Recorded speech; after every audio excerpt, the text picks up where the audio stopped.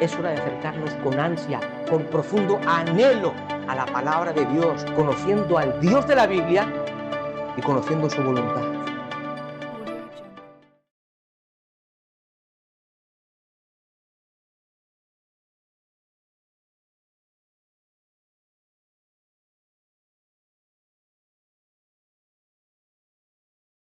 Bien. Bien, buenos días hermanos, que el Señor les bendiga mucho. Vamos a comenzar con las preguntas. Yo ayer escribí a algunos hermanos y algunos sí que me pudieron pasar las preguntas. Algunas de ellas los hemos modificado un poco, ¿no? Para poderla hacer más fluida y que se pueda entender. Y bueno, nada, aquí van. Hay dos secciones, ¿no? La primera de la clase de Encuentro con Dios y la segunda parte será del libro de Efesios que estamos estudiando, ¿no? Hasta este momento. Bien, la primera pregunta dice así. Si Dios es soberano y siempre está presente, ¿por qué se dice que necesitamos encontrarnos con Él? ¿Acaso no estamos siempre en su presencia? Muy bien. Sí es cierto que Dios es soberano y está en control de todas las cosas, y además Dios tiene otro atributo exclusivo de la deidad, que es su omnipresencia. Dios está presente en todo lugar, y aún siendo más específico, Dios está con el creyente. Aquellos que hemos sido salvos por la pura gracia de Dios y que estamos en Cristo, pues tenemos a la Trinidad morando en nuestras vidas. Somos templo del Espíritu Santo de Dios y el Señor está en nosotros y está con nosotros. Es cierto. Pero también es cierto que Dios, por ejemplo, en su omnipresencia, también está cerca de los impíos. En su omnipresencia. Está en todo lugar. Pero a la vez está separado de ellos. Moralmente, en un sentido espiritual, Dios está lejos del impío, porque el impío ha dado la espalda a Dios y vive lejos de Dios. Aquellos que estamos en Cristo, estamos en Él, Dios está con nosotros y nos acompaña en nuestro peregrinar cristiano a lo largo de nuestra vida aquí en esta tierra. Pero ello no significa que no tenemos que cultivar una relación con Dios. Aunque Dios está con nosotros y en nosotros, nosotros como creyentes debemos cultivar una vida de comunión con nuestro Padre Celestial. Y puedo poner un ejemplo sencillo. Uno puede estar viviendo con su esposa en la misma casa, está cerca de ella, está con ella, comiendo con ella, yendo a comprar juntos, haciendo la faena, etcétera, etcétera. Pero si no dialogan, si no conversan, pues poco se van a conocer y poca intimidad o relación van a tener, aunque estén viviendo en la misma casa. Pues algo similar ocurre con nuestra relación con Dios. Dios está con nosotros, Él está con su pueblo, es una promesa de la palabra de Dios, pero nosotros como creyentes tenemos la responsabilidad y la necesidad indispensable de cultivar una vida de comunión con Dios, relacionarnos con Él, dialogar con Dios. ¿Y cómo lo hacemos? Pues hay varios medios que Dios nos ha dado para poder relacionarnos con Él. En primer lugar, y me atrevo a decir que es el medio más importante, es la lectura de la palabra y meditación de la palabra de Dios. No podemos conocer a Dios si no leemos la palabra de Dios. Es imposible. Dios se ha revelado a través de la creación del universo, Salmo 19, Romanos 1:20, pero de forma especial Dios se ha revelado a través de las Santas Escrituras. La Biblia es la revelación especial de Dios. ¿Queremos conocer quién es Dios? Leamos la Biblia. ¿Queremos conocer cómo es Dios? Hay que acudir a la Biblia. ¿Queremos saber quién somos nosotros? ¿Cuál es la voluntad de Dios? ¿Cómo ser salvos a través de Cristo? Debemos acudir únicamente a la palabra de Dios. ¿Sí? Entonces, para tener un encuentro personal día a día con nuestro Padre Celestial, necesitamos sí o sí leer la palabra de Dios y meditar en la ley del Señor. Así conoceremos más a Dios. Y también cultivar algo muy importante que también se olvida mucho, o más bien se deja de lado muchas veces en la vida cristiana, es la oración. Creo que es una de las disciplinas espirituales más complicadas, ¿verdad? Dedicar tiempo a orar, a buscar a Dios en oración.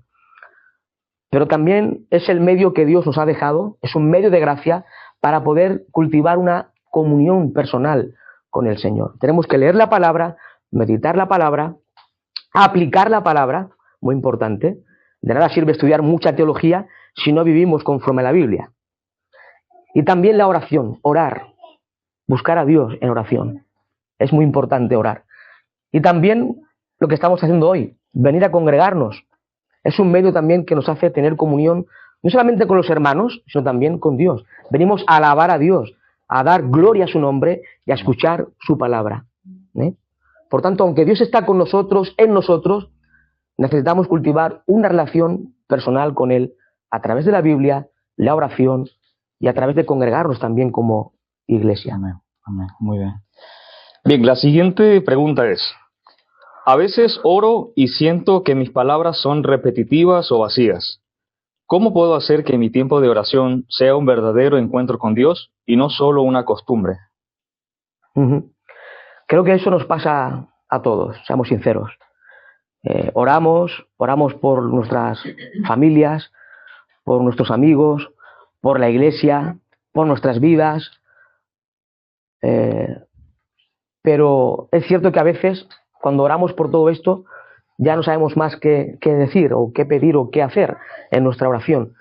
Yo recomiendo algo que vimos hace unas semanas atrás, y es que antes de comenzar el devocional, o sea, a considerar un capítulo de la Biblia para meditarlo, sería importante tomar el libro de los Salmos.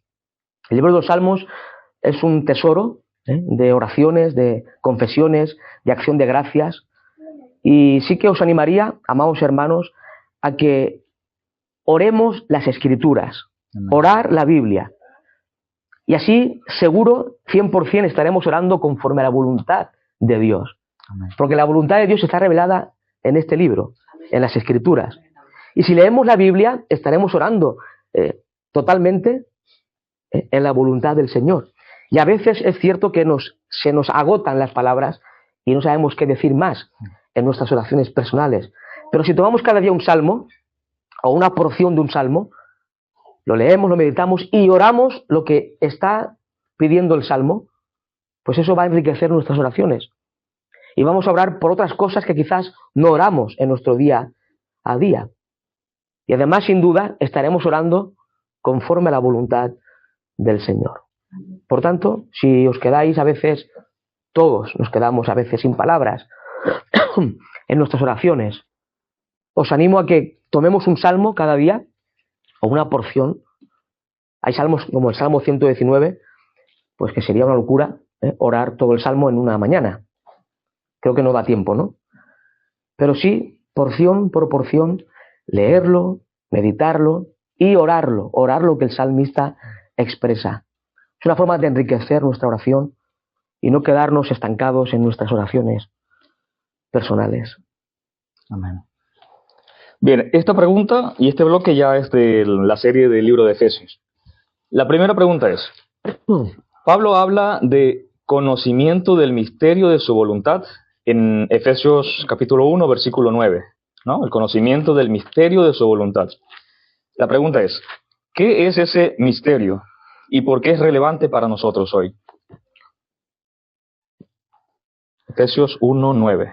Sí, en Efesios capítulo 1, versículo 9 dice el texto sagrado, dice, dándonos a conocer el misterio de su voluntad según su beneplácito, el cual se había propuesto en sí mismo, de reunir todas las cosas en Cristo, en la dispensación del cumplimiento de los tiempos, así las que están en los cielos como las que están en la tierra. Sí, aquí se habla de misterio. Sería bueno definir qué es misterio en términos bíblicos, porque la palabra misterio en nuestro vocabulario secular difiere del pensamiento bíblico. A veces nosotros hablamos de misterio como algo misterioso, pero no es el caso en la palabra de Dios. Misterio en las Escrituras tiene que ver con una verdad que ha estado oculta por siglos, oculta en Dios, pero que en un momento determinado el Dios soberano ha revelado esa verdad, ese misterio, a través de los apóstoles y profetas del Nuevo Testamento. Por ejemplo, hay muchos misterios en la Biblia. Por ejemplo,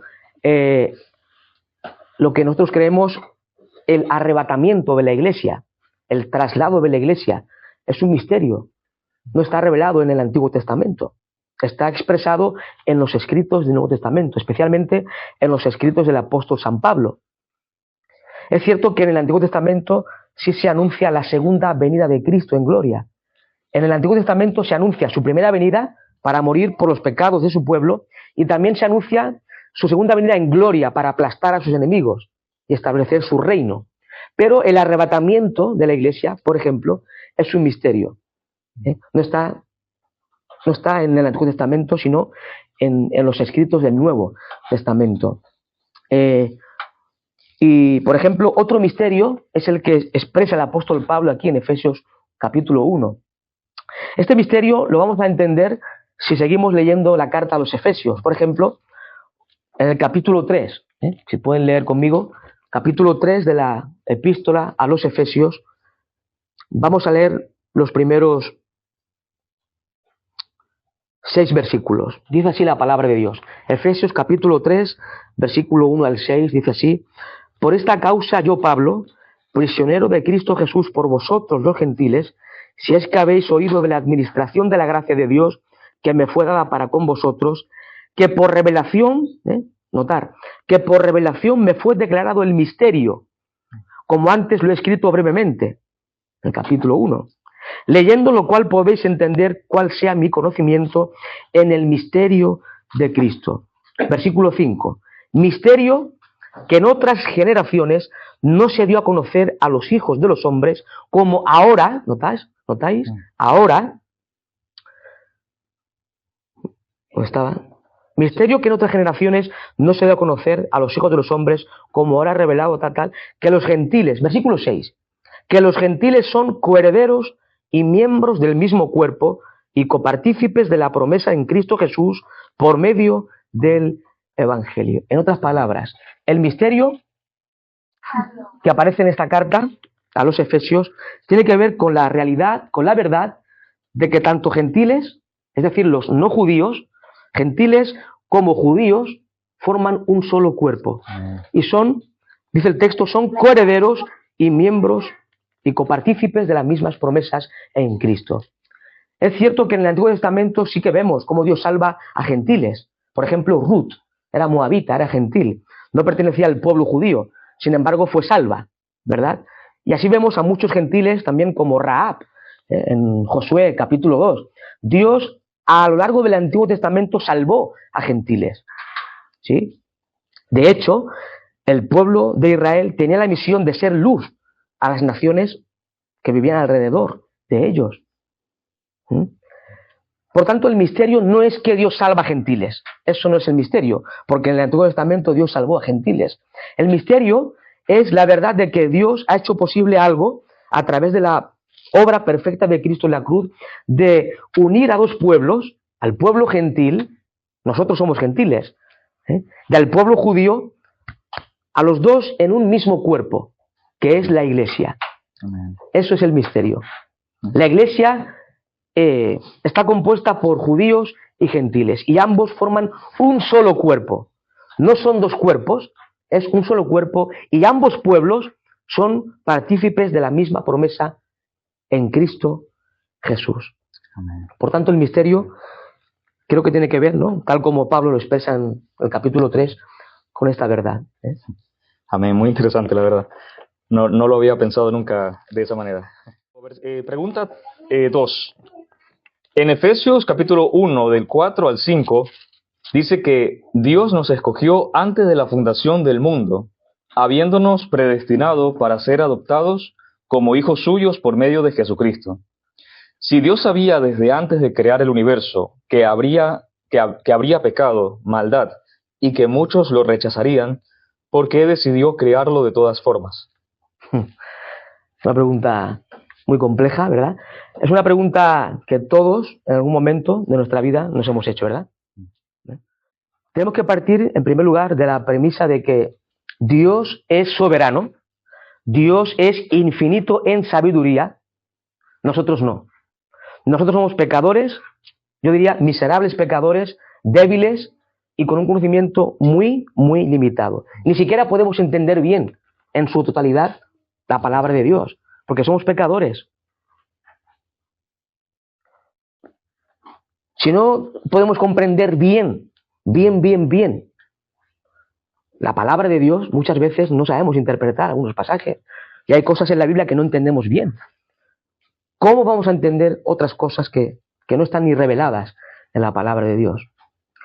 La verdad es que es una pregunta que todos en algún momento de nuestra vida hemos lidiado con ella. Y la realidad es que no podemos comprender bien cómo Dios, siendo omnisciente, soberano, sabio, cómo Dios crea un mundo donde en ese mundo después va a haber pecado, maldad, y muchos seres humanos se van a condenar en este mundo. ¿Cómo es posible? ¿Es que Dios no lo sabía? Claro que lo sabía de antemano. Quiero señalar algunas cosas importantes. No va a ser una respuesta 100% satisfactoria, porque creo que en este mundo, desde este lado de la eternidad, no vamos a tener una respuesta 100% satisfactoria para nosotros. Quizás cuando entremos en la presencia del Señor, seguramente conoceremos mucho más acerca de todo esto. Pero sí quiero hacer algunas aclaraciones importantes. En primer lugar, Dios tiene un plan perfecto. Dios, este Dios soberano, este Dios infinito en sabiduría, tiene un plan soberano, un plan eterno, un plan perfecto. Un plan que Él diseñó en la eternidad antes de crear el universo, y es un plan que Dios está llevando a cabo a través de la historia. En ese plan, esto puede sonar un poco raro, pero en ese plan está incluido la caída de Satanás, la caída del hombre y todas sus consecuencias. Ahora, paréntesis, Dios no es el autor del pecado. Cuidado, ¿eh? Dios aborrece el pecado. Dios abomina el pecado y el mal. De hecho, Dios castiga el mal. Porque Él es santo, Él es perfecto, Él es infinito en bondad, gracia y misericordia. Pero en ese plan divino no llegamos a comprenderlo bien del todo. Nos es imposible. No obstante, en ese plan de Dios se incluye la caída de Satanás, la caída de nuestros primeros padres y la entrada del pecado en el mundo y todo lo que ello acarrea. Sin ser Dios el autor del pecado y del mal. Cuidado. ¿Sí? Puedo poner una analogía y es la siguiente. Hay ciertos hombres y mujeres que se dedican a construir grandes carreteras, grandes autopistas, ¿verdad? Que van de un lugar a otro. Y podemos estar 14 horas en el coche viajando largos caminos por las carreteras que los ingenieros construyen. ¿Sí? Los ingenieros construyen las grandes carreteras, las grandes autopistas para que los ciudadanos circulen y vayan de un lugar a otro. Notar esto que es interesante. Los ingenieros saben que en las carreteras que ellos crean van a morir miles y miles y millones de personas. La pregunta, ¿son culpables los ingenieros por los accidentes que hay de tráficos en sus propias carreteras? No. No es verdad. Entonces, ingeniero, ¿para qué creas carreteras? Se van a morir millones de personas. ¿No las crees? Pero vemos en esa realidad de que los ingenieros construyen las grandes autopistas donde muchos van a perder la vida, pero los ingenieros no son los culpables, ni mucho menos. Pues algo similar ocurre en el plan de Dios. Dios tiene un plan perfecto, eterno y soberano, y Dios lo está llevando a cabo su plan. Y en ese plan se incluye pues todos estos desastres, ¿verdad? El mal, el pecado, aunque Dios no es el autor del pecado ni del mal. De hecho, todo lo contrario, Dios aborrece y castiga el mal y el pecado. Ahora bien, lo que voy a decir puede sonar un poco extraño y alguno creerá que me he vuelto loco, pero es lo que vemos en la Biblia, en la teología, incluso en nuestra experiencia como creyentes. Este mundo caído, hermanos, el mundo en el cual vivimos es un mundo caído, ¿verdad? Un mundo donde el pecado ha afectado profundamente al hombre, al cosmos. Es más, toda la creación, todo el universo ha sido afectado por el pecado. Pero es el escenario perfecto para contemplar el amor, la gracia y la misericordia de Dios. Esto puede parecer una locura, ¿no? Pero si no viviéramos en un mundo caído y corrompido y depravado totalmente por el pecado, no conoceríamos el amor de Dios. ¿Dónde contemplamos el amor de Dios? De forma especial, en la cruz del Calvario.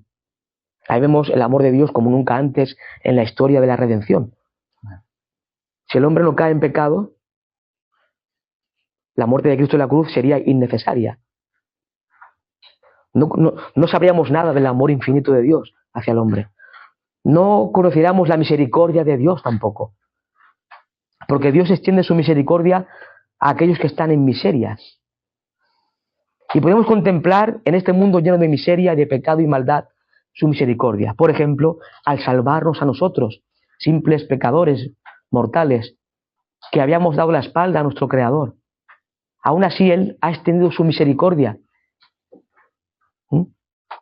Por tanto, aunque no entendamos muchas cosas, este mundo caído y depravado es el escenario perfecto para contemplar el amor, la gracia y la misericordia del Señor.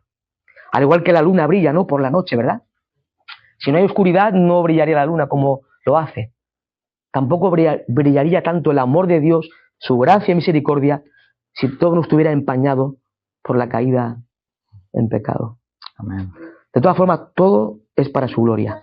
Amén. Todo es para glorificar a este Rey de Reyes y Señor de Señores. Amén. Siguiente pregunta.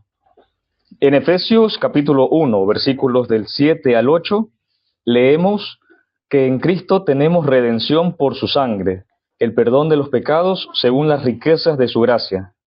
Si la redención es fruto de la gracia de Dios y el sacrificio de Cristo tiene un valor infinito, la pregunta es, ¿por qué algunos sostienen que Jesús murió solo por los escogidos, cuando otros pasajes parecen indicar que murió por todos? Una tremenda pregunta. Es una pregunta que ha causado mucho dolor de cabeza a los teólogos y pensadores, escritores cristianos. Y es una pregunta que hace posible que haya un gran debate en torno a esta pregunta, ¿no? Nosotros aquí en esta congregación, Iglesia Bíblica de Valona, creemos que Dios escoge. Está en las Escrituras, no podemos negarlo. Tenemos que romper las Escrituras. Sería horrible, ¿no? No podemos hacerlo. Lo hemos estudiado en Efesios capítulo 1, versículo 4. Cómo Dios escoge, ¿verdad? Según nos escogió en Él antes de la fundación del mundo. O sea, primera de Pedro 1:2. Escogidos según la presciencia de Dios Padre. Y así, a lo largo de toda la palabra de Dios, vemos cómo Dios escoge. Escoge para vocación, para cierto ministerio, ¿no? Escogió al profeta Jeremías antes de que éste naciera. Jeremías 1:5, para ser profeta a las naciones. Escogió al apóstol Pablo antes de que éste naciese. Gálatas 1:15, ¿para qué? Para que fuese apóstol a los gentiles. Y así, a lo largo de la historia bíblica, vemos de que Dios escoge a hombres con un propósito específico. Dios escogió a Israel de entre todas las culturas y pueblos del mundo antiguo. Deuteronomio capítulo 7. ¿Y por qué Dios escoge a Israel? Dios escoge a Abraham, a Isaac, a Jeremías, a Isaías, a Pablo. ¿Por qué? Porque Dios es soberano. Pero también encontramos en la Biblia de que Dios escoge para salvación. No podemos negar esa doctrina. Aunque no entendamos bien del todo la dimensión de esta doctrina, Dios escoge. Y si estás en Cristo es porque Dios te ha escogido en gracia y en soberanía. El hombre está muerto en delitos y pecados, Efesios 2:1. El hombre es un cadáver. La pregunta, ¿un cadáver puede hacer algo? No. Podemos ir al cementerio, a cualquier cementerio y gritar a ver si salen los que han muerto. No van a salir. Pues así estábamos todos nosotros, amados hermanos, muertos, enterrados en el fango del pecado. Pero Cristo, este Cristo glorioso, con su palabra omnipotente, nos sacó de ese estado. Por tanto, hemos sido escogidos en gracia y en soberanía. Es una verdad bíblica. Pero también es verdad en la Biblia que Dios llama a todos los hombres a que vengan a Él. Hay un llamado general para todos, ¿sí? Mateo 11:28. Cristo dice, venid a mí todos, no solamente los escogidos, sino todos los que estáis cargados y trabajados, y yo os haré descansar. Y este es un llamado a la salvación.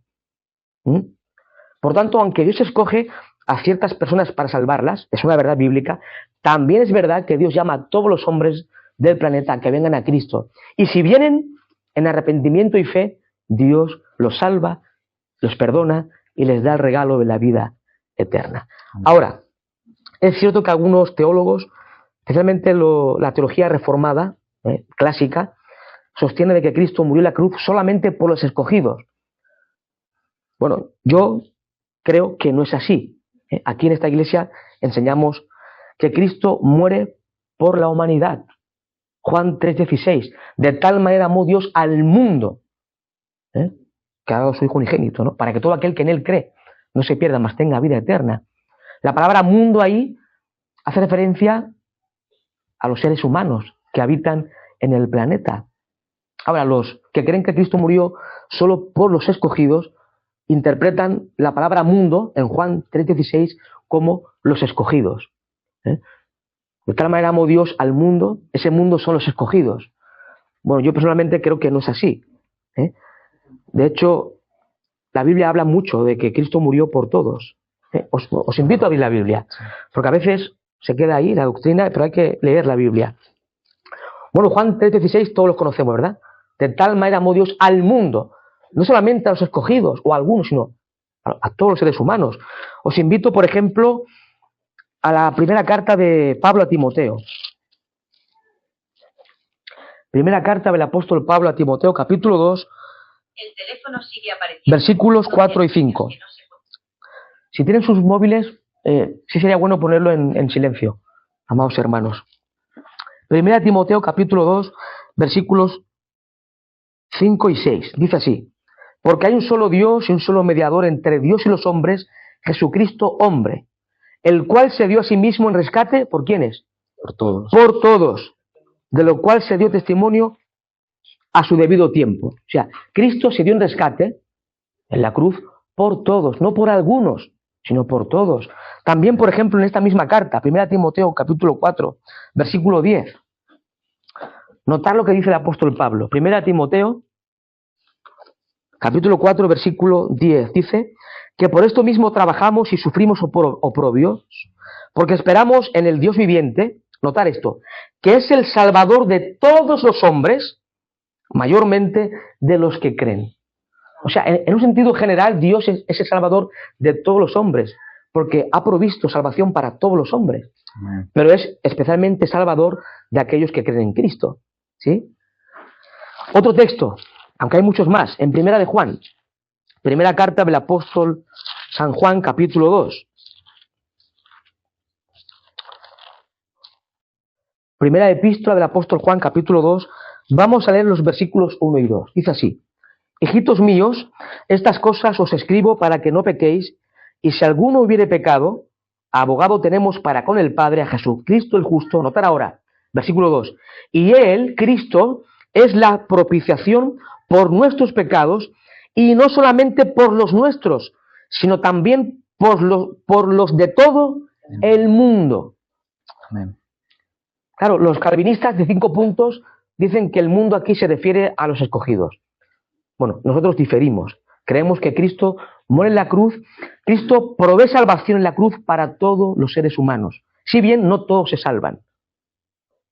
Se salvan aquellos que creen en Cristo y que aceptan el sacrificio perfecto de Cristo. Y cuando el hombre cree en Cristo y en su obra salvífica, en su obra redentora, ese sacrificio se le aplica al que cree. Amén. ¿Sí? Por tanto, creemos que Cristo muere por todos en el sentido de que hace posible que todos puedan venir a la salvación. Pero evidentemente no todos se salvan. No creemos en el universalismo. El universalismo es la doctrina, es la herejía que dice que al final de cuentas todos los seres humanos se van a salvar. Eso es una herejía diabólica. Se salvan aquellos que se arrepienten y ponen su fe en el único Salvador de los hombres, que es Jesucristo. Amén. Encontramos otros textos donde también se llaman a todos los hombres a venir a Cristo, ¿no? Y ser salvos. Por ejemplo, Hechos de los Apóstoles, capítulo 17, versículo 30. Dice Pablo: Dios manda ahora a todos los hombres que se arrepientan. Amén. O sea, no dice Dios manda ahora a los escogidos que se arrepientan, no. Dios manda ahora a todos los hombres, es decir, a todos los seres humanos que habitan el planeta, que se arrepientan. y crean en Cristo. Por tanto, aunque creemos de que Dios escoge para salvación, es cierto, también es verdad de que Dios llama a todos los hombres a que vengan a Él. Y si vienen con un corazón arrepentido y en fe, Dios perdona sus pecados y les da el regalo de la salvación. Cristo, por tanto, recalco, muere en la cruz por todos los hombres, provee salvación para todos los hombres, pero solo se salvan aquellos que ponen su fe y confianza en Cristo. Amén, pastor. Bien, y ahora esta es la última pregunta que vamos a contestar hoy. Dice así, en Efesios 1:17, cuando el apóstol Pablo ora para que el Dios de nuestro Señor Jesucristo, el Padre de gloria, les dé espíritu de sabiduría y de revelación en el conocimiento de Él, la pregunta es, ¿está pidiendo que los creyentes en Éfeso reciban un espíritu de sabiduría para conocer mejor al Señor Jesucristo o se refiere a algo más? Muy buena pregunta. Sí, en el capítulo 1 de Efesios, versículos 15 al 19, que lo vimos la otra vez, el domingo pasado, vimos cómo el apóstol Pablo ora por los creyentes de Éfeso. Y en primer lugar, Pablo da gracias a Dios por el amor y la fe que manifiestan los creyentes efesios. Y después ora a Dios, pide a Dios que Dios, bueno, versículo 17, ¿no? Él no cesa de orar por los efesios, ¿para qué? Para que el Dios de nuestro Señor Jesucristo, el Padre de gloria, os dé espíritu de sabiduría y de revelación en el conocimiento de Él, en el conocimiento de Él, de Dios. Por tanto, evidentemente Pablo está orando a Dios para que el Señor dé conocimiento y sabiduría a estos creyentes para que conozcan más y mejor a Dios, para tener un mejor conocimiento y más profundo de Dios, de quién es Dios, de la verdad acerca de Dios. Y también Pablo, en este contexto, ora no solamente para que Dios les dé conocimiento, sino para que también puedan vivir una vida acorde al conocimiento de Dios. Y aquí aprendemos algo. Es necesario conocer la Biblia, conocer a Dios para vivir. El conocimiento bíblico es un medio para un fin. El fin es vivir para la gloria de Dios, vivir en obediencia a Dios. Y Pablo ora para que los creyentes efesios reciban más conocimiento de Dios y puedan vivir a la luz de su llamamiento, de lo que ya son en Cristo. Pero también pide para que por ejemplo, el versículo 18 dice, alumbrando los ojos de vuestro entendimiento para que sepáis cuál es la esperanza a que Él os ha llamado y cuáles las riquezas de la gloria de su herencia en los santos. O sea, Pablo también ora para que los hermanos tengan conocimiento y puedan comprender bien la grandeza de la herencia que tienen en Cristo, de la esperanza que tenemos en Cristo. ¿Sí? Dios quiera que también nos dé el Señor más conocimiento para conocer más de Él, para vivir más conforme a su Evangelio y también comprender bien la dimensión, la grandeza de la herencia que nos espera en Cristo, de la esperanza que tenemos en Cristo. Y por esta razón, por este motivo, ora el apóstol San Pablo. Amén. Amén. Pues nada, muchísimas gracias, pastor, por estas respuestas. La verdad es que han añadido mucho más, ¿no? de información, de conocimiento, que es para la gloria de Dios al final. Amén. Y que nos ayudará seguro en nuestro caminar con Él, ¿no?